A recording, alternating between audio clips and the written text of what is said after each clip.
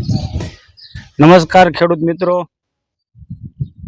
આજે તારીખ 17/7/2025 રોજ ગામ માસિયાળા વિનુભાઈ ભંડેરીની વાડીએ આપણે ભીંડાનું વાવેતર કરેલું છે અને લગભગ સમજો ને કે એપ્રિલ મહિનામાં વાવેતર કરેલું છે, 3-3.5 મહિના જેવો ટાઈમ થયો.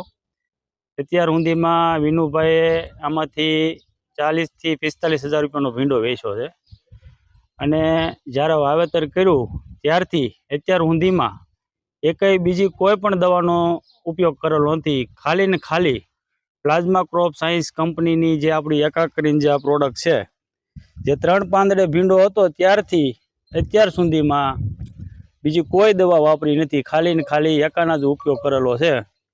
તમે આ ભીંડો જોઈ શકો છો, એકદમ હેલ્ધી છે અને બીજી કોઈ દવાનો ઉપયોગ નથી કરેલો. ખૂબ સરસ રિઝલ્ટ છે એકાનું.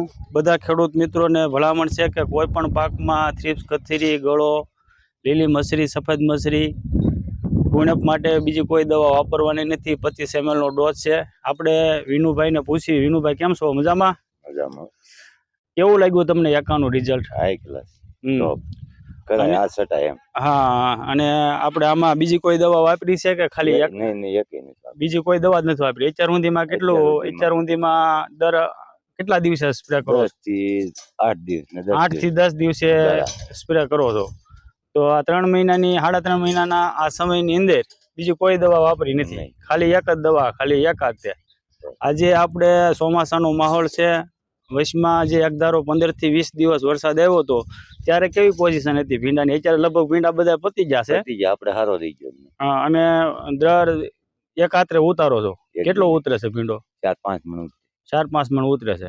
તો અત્યાર સુધીમાં કેટલાનું તમારે આમ વેચાણ કર્યું? 45,000 રૂપિયાનું થયું. 1 વીઘાના ભીંડામાંથી 45,000 રૂપિયાનું વેચાણ કર્યું છે. અને જે આ ભીંડો તમારો ઉભો રહે હજી 2.5 મહિના 2.5 મહિના હજી ઉભો રહે છે, તો લાખ રૂપિયા આજુબાજુ ઉત્પાદન આવશે 1 વીઘામાંથી.